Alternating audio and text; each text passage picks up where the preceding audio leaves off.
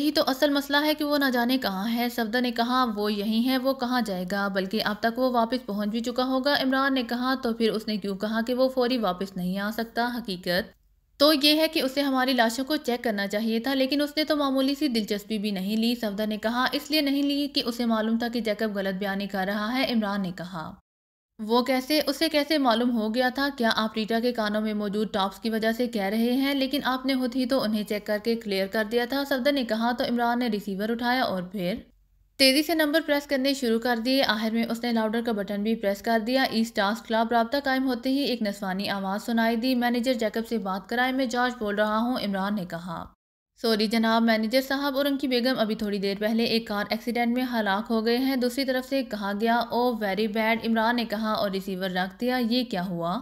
ये दोनों ही हलाक हो गए। जूलिया ने कहा, उन्हें हलाक कर दिया गया है। इसका मतलब है कि इस सुपर चीफ हाउस में ऐसे खुफिया आलात नस्ब है कि वो फ्लेमिंग कहीं दूर बैठकर भी वहां होने वाले तमाम वाकयात चेक कर रहा था। इमरान ने कहा, लेकिन जब हम बेहोश थे तो वो वहां रेड करा सकता था। यहाँ कार्सिका में तो उसका मुकम्मल होल्ड है। सफदर ने कहा, कोई ना कोई वजह है जिसके लिए वो हमारी मौजूदगी में वहां रेड नहीं करा सका। बहरहाल अब उसे ट्रेस करना ही पड़ेगा। पहले मेकअप बदल लें, फिर इस बारे में सोचेंगे। इमरान ने कहा और उठ खड़ा हुआ। उसके उठते ही बाकी साथी भी उठकर खड़े हो गए।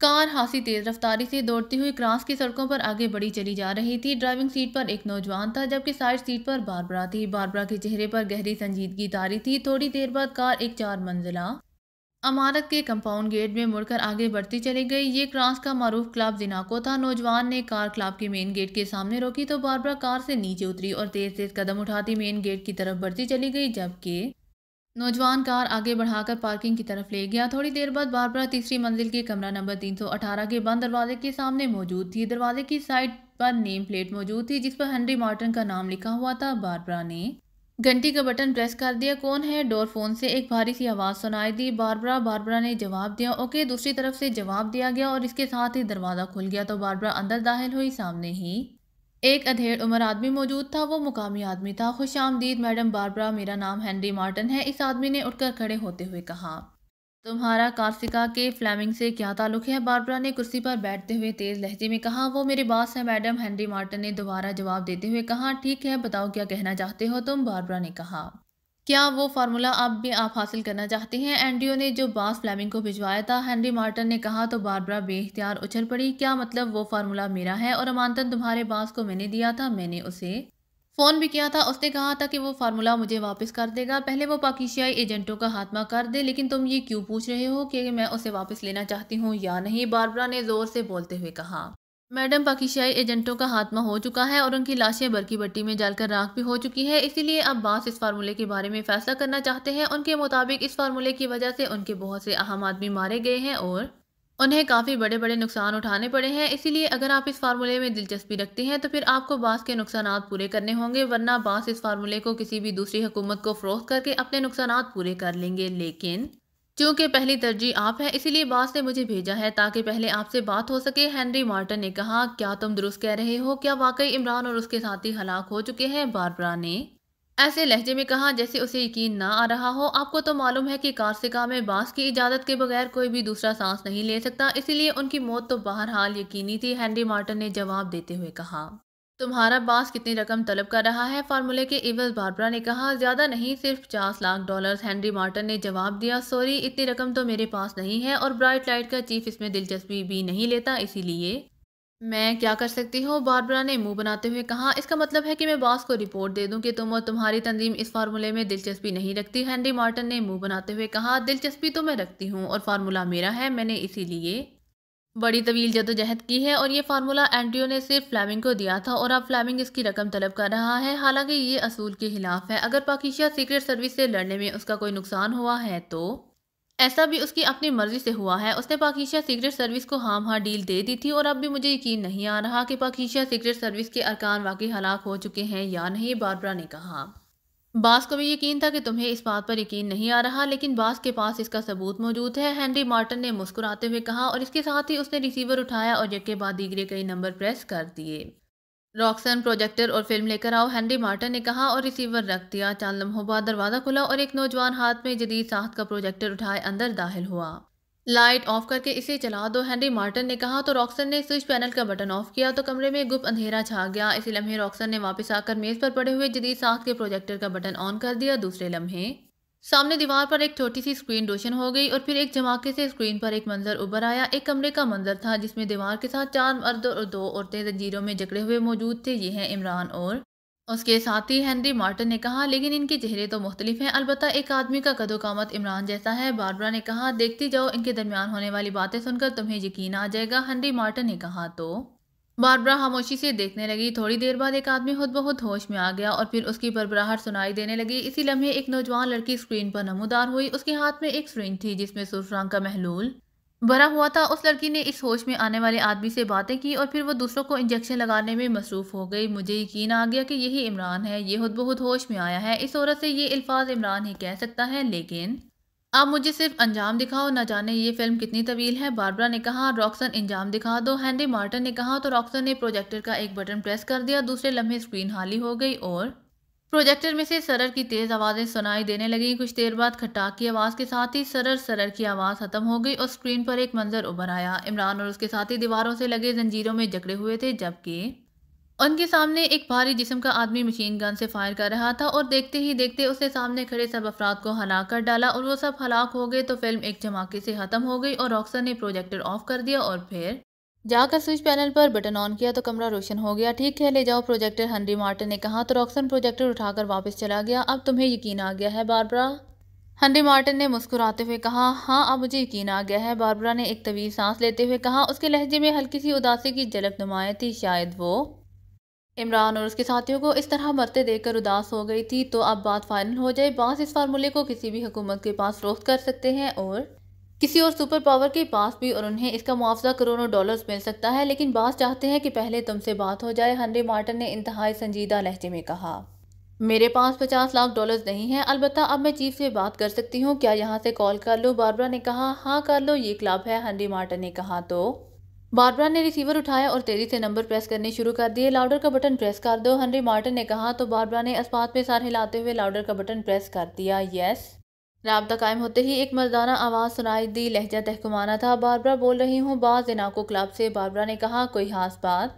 दूसरी तरफ से कहा गया। तो बारबरा ने हेनरी मार्टिन की फ़ोन कॉल से लेकर अब तक होने वाली तमाम कार्रवाई दोहरा दी, जिसमें फिल्म का मंजर भी शामिल था, और साथ ही ये भी बता दिया कि फ्लेमिंग फार्मूला 50 लाख डॉलर्स में फ़रोख्त करना चाहता है। फ्लेमिंग खुद कहाँ है? दूसरी तरफ से कहा गया। फ्लेमिंग कार्सिका में है, वो सामने नहीं आ रहा। उसका आदमी हेनरी मार्टिन मेरे सामने आया है। बारबरा ने कहा। मेरी उससे बात कराओ, चीफ ने कहा। तो बारबरा ने रिसीवर हेनरी मार्टिन की तरफ बढ़ा दिया। यस, हेनरी मार्टिन बोल रहा हूँ, हेनरी मार्टिन ने कहा।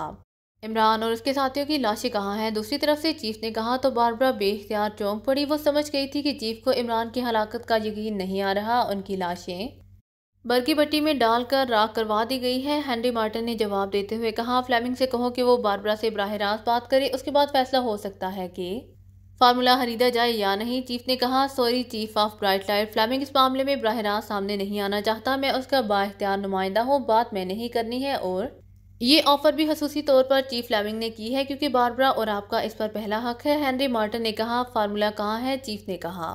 फार्मूला यहाँ क्रास में ही मौजूद है, हेनरी मार्टिन ने जवाब दिया। क्या तुम नकद सौदा करोगे? मेरा मतलब है कि अगर तुम्हें रकम फौरी दे दी जाए तो क्या तुम फार्मूला फौरन दे सकोगे या नहीं? चीफ ने कहा। हाँ, ये सब काम फौरी होंगे, हेनरी मार्टिन ने कहा। ओके, रिसीवर बारबरा को दो, दूसरी तरफ से कहा गया। तो हेनरी मार्टिन ने रिसीवर बारबरा की तरफ बढ़ा दिया। यस चीफ, बारबरा ने कहा। तुमने पहले फार्मूला देखा हुआ है? चीफ ने कहा। यस चीफ, अच्छी तरह देखा हुआ है, बारबरा ने जवाब देते हुए कहा। तुम्हारे पास गारंटीड चेक बुक है, इसमें सिर्फ 50 लाख डॉलर्स का चेक हेनरी मार्टिन को देकर उससे फार्मूला ले लो, लेकिन ये फार्मूला तुमने अपने ज़ाती लॉकर में रखना है, चीफ ने कहा। ज़ाती लॉकर में? वो क्यों चीफ? बारबरा ने इंतहाई हैरत भरे लहजे में कहा। जैसे मैं कह रहा हूँ वैसे करो, बाद में बात होगी, चीफ ने कहा। और इसके साथ ही राब्ता खत्म हो गया। तो बारबरा ने एक तवील सांस लेते हुए रिसीवर रख दिया। इसके साथ ही उसने जैकेट की अंदरूनी जेब से एक चेकबुक निकाली। उसने एक खाली चेक को भरा और ये चेकबुक से लहदा करके उसने हेनरी मार्टिन की तरफ बढ़ा दिया। हेनरी मार्टिन ने गौर से चेक को देखा और इसके साथ ही उसके चेहरे पर इत्मीनान और मुसरत के तासुरात उभर आए। उसने चेक को तय करके जेब में डाला और कोट की अंदरूनी जेब से एक तयशुदा पैकेट निकाला और बारबरा की तरफ बढ़ा दिया। बारबरा ने झपट कर पैकेट लिया और इसे खोलकर देखना शुरू कर दिया। उसके चेहरे पर मुसरत के तासुरात उभर आए क्योंकि ये वही पैकेट था और वही फाइल थी जो उससे ग्रेटलैंड के एयरपोर्ट पर गुम हुई थी। ठीक है मादाम बारबरा, हेनरी मार्टिन ने मुस्कुराते हुए कहा। हाँ अब मैं चलती हूँ, बारबरा ने उठते हुए कहा। इसके साथ ही उसने पैकेट को जैकेट की अंदरूनी जेब में रखा और फिर कमरे से बाहर आ गई। फिर वो क्लब के मेन गेट से बाहर आई और तेजी से पार्किंग की तरफ बढ़ती चली गई। चंद लम्हों बाद वो कार में बैठी क्लब के कंपाउंड गेट से बाहर आ गई। अब कहाँ जाना है मादाम, नौजवान ड्राइवर ने कहा। लॉकर कॉर्पोरेशन चलो, बारबरा ने कहा और नौजवान ने गाड़ी दाएं हाथ पर मोड़ दी। बारबरा के चेहरे पर इंतहाई मुसरत थी क्योंकि एक बार फिर वो इस फार्मूले की मालिक बन चुकी थी। फ्लेमिंग बड़े इत्मीनान भरे अंदाज में खुफिया रास्ते से अपने मखसूस सुपर चीफ हाउस वापस पहुंचा और फिर अपने ऑफिस में कुर्सी पर बैठकर उसने जेब से एक चेक निकाला और इसे एक नज़र देखकर उसने मुस्कुराते हुए मेज की दराज खोलकर चेक उसमें रखा और फिर रिसीवर उठाकर उसने तेजी से नंबर प्रेस करने शुरू कर दिए। यस मास्टर बोल रहा हूँ। दूसरी तरफ से एक मर्दाना आवाज सुनाई दी तो फ्लेमिंग बेख्तियार चौंक पड़ा। सुपर चीफ बोल रहा हूँ। जैकब कहाँ है? तुमने कॉल क्यों अटेंड की है? फ्लेमिंग ने तेज लहजे में कहा। ओ सुपर चीफ, आपका राब्ता नंबर मेरे पास नहीं था, इसीलिए मैंने आपको इत्तला नहीं मिल सकी। बॉस, जैकब अपनी बीवी रीटा के साथ कल एक कार एक्सीडेंट में हलाक हो गए हैं। कार अचानक एक ट्रॉलर से टकरा गई और वो दोनों मौका पर ही हलाक हो गए हैं। दूसरी तरफ से कहा गया तो फ्लेमिंग बेख्तियार उछल पड़ा। ओ वेरी सैड। बहरहाल अब तुम ईस्ट स्टार्स क्लब के मैनेजर हो और तुम्हें हर मामले के बारे में मालूमात हैं, फ्लेमिंग ने कहा। Yes super chief. दूसरी तरफ से कहा गया। ओके ठीक है, तुम चार्ज संभालो, सुपर चीफ ने कहा और रिसीवर रख दिया। जैकब हलाक हो गया, वेरी सैड, फ्लेमिंग ने कहा और फिर काफ़ी देर तक वो खामोश बैठा जैकब के बारे में सोचता रहा। जैकब उसका हाथ साबनी था और तवील अरसे से उसके साथ काम कर रहा था। वो उसके बेशुमार राजों से भी वाकिफ था। उसे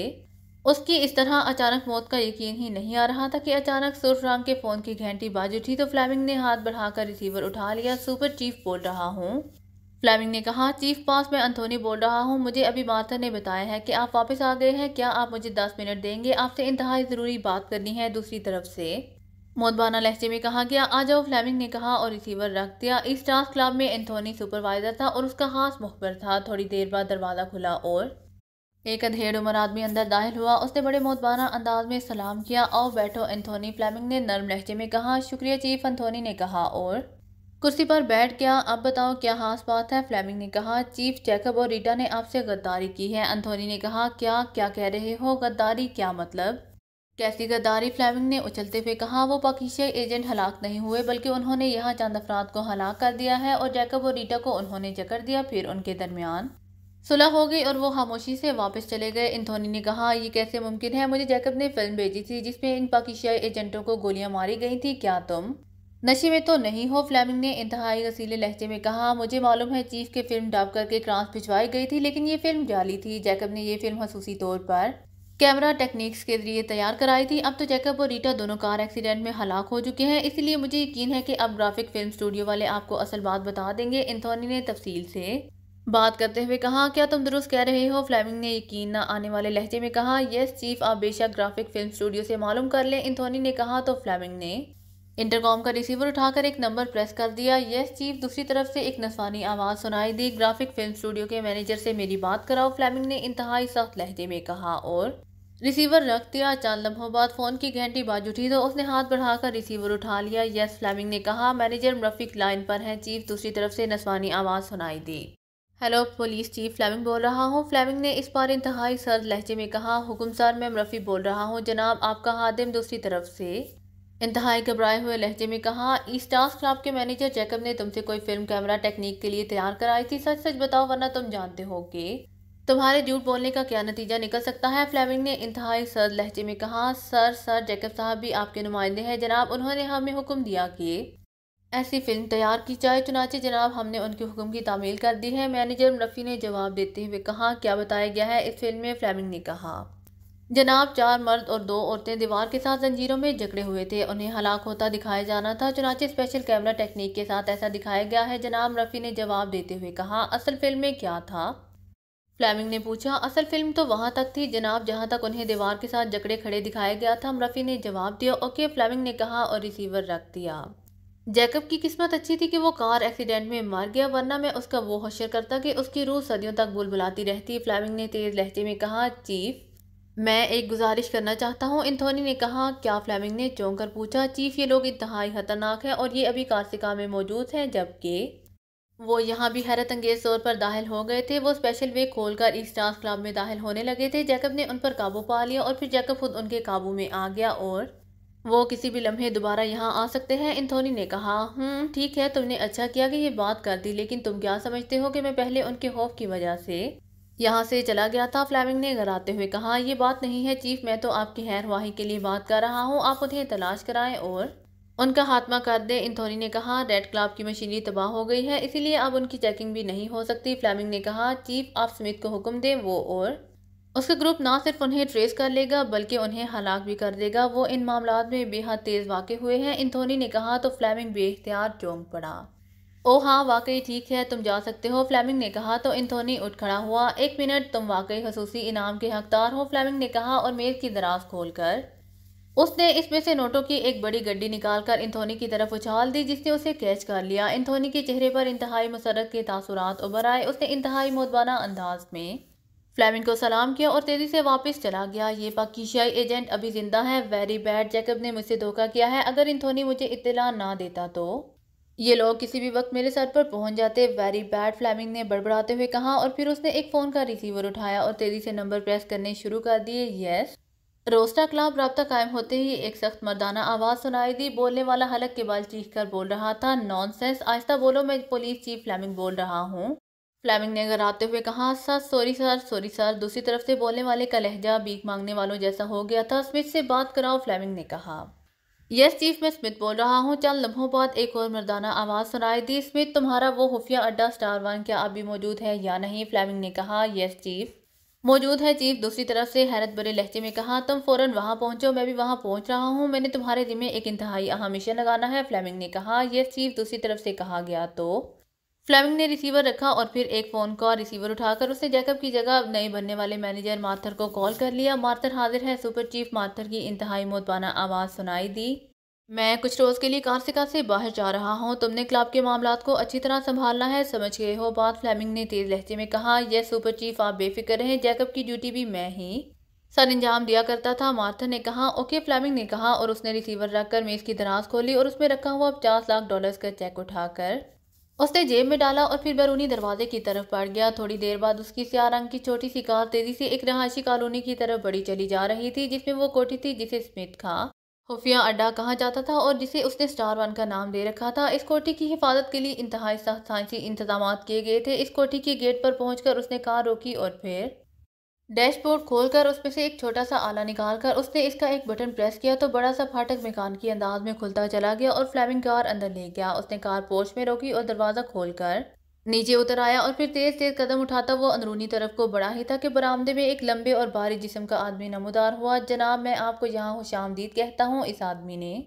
आगे बढ़कर इंतहाई मोदबाना लहजे में कहा। शुक्रिया स्मिथ, आओ, फ्लेमिंग ने मुस्कुराते हुए कहा और फिर वो स्मिथ के साथ एक बड़े कमरे में पहुंच गया। स्मिथ ने एक अलमारी से शराब की बोतल निकाली और फ्लेमिंग के सामने मेज पर रख दी। अब मुझे ये बताओ कि तुम ब्राइट लाइट के चीफ और इसकी एजेंट बारबरा के बारे में क्या जानते हो? फ्लेमिंग ने शराब की बोतल खोलकर उसे मुंह से लगाते हुए कहा, वो सरकारी एजेंसी है जनाब क्रांस की, और बारबरा खासी तेज एजेंट है, लेकिन वो तो ग्रेटलैंड में होती है। स्मिथ ने जवाब दिया, नहीं, अब उसे बाकायदा क्रांस में रखा गया है। अच्छा ये बताओ कि पाकिस्तान सीक्रेट सर्विस और खास तौर पर इसके लीडर अली इमरान के बारे में तुम क्या जानते हो? फ्लेमिंग ने कहा तो स्मिथ बेख्तियार उछल पड़ा। वो इंतहाई खतरनाक एजेंट समझे जाते हैं जनाब। स्मिथ ने कहा, क्या तुम कभी उनसे टकराए हो? फ्लेमिंग ने कहा, यस सर, कई बार।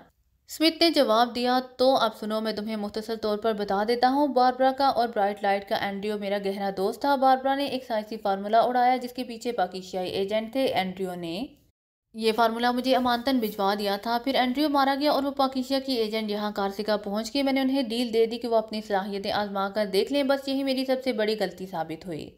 उन लोगों ने रेड क्लब पर धावा बोल दिया। हार्वे को हलाक कर दिया गया। वहाँ की तमाम मशीनरी तबाह कर दी गई। मशीनरी इंचार्ज जेफरे हलाक हो गया। फिर स्टांजा को भी हलाक कर दिया गया और फिर वो लोग मेरे हेडक्वार्टर पहुंच गए, लेकिन मैं उससे पहले वहां से जा चुका था। जैकब ने उन्हें गिरफ्तार कर लिया। फिर सिचुएशन पलट गई और जैकब को उन्होंने पकड़ लिया। मैं बाहर था। जैकब ने मुझे इत्तला दी कि उसने उन्हें हलाक करके उनकी लाशें बरकी बट्टी में डालकर राख कर दी हैं। तो मैं मुतमईन हो गया और मैंने वो फार्मूला वापस ब्राइट लाइट की बारबरा को दे दिया और उससे अपने होने वाले नुकसान के तौर पर $50 लाख ले लिए। लेकिन यहाँ आकर मुझे पता चला कि जैकब ने गद्दारी की थी। उसने ग्राफिक फिल्म स्टूडियो वालों से इमरान की हलाकत की जाली फिल्म तैयार करा के मुझे भिजवाई थी, फिर जैकब और उसकी बीवी रीटा दोनों कार एक्सीडेंट में हलाक हो गए। अब मसला ये है कि पाकिस्तानी एजेंट यहाँ मौजूद है और जब तक वो ख़त्म नहीं हो जाएंगे तब तक मैं चैन से नहीं रह सकूंगा। मैं चाहता हूँ कि तुम उनका खात्मा करो। फ्लेमिंग ने तफसील से बात करते हुए कहा, बड़ी खुशी से चीफ, आप बेफिक्र रहें, वो हमसे बचकर कम अज कम कार्सिका से नहीं जा सकेंगे। स्मिथ ने बड़े एतमाद भरे लहजे में कहा तो फ्लेमिंग के चेहरे पर इत्मीनान के तासुरात नुमायां हो गए। मैं तब तक यहाँ रहूंगा, फ्लेमिंग ने कहा।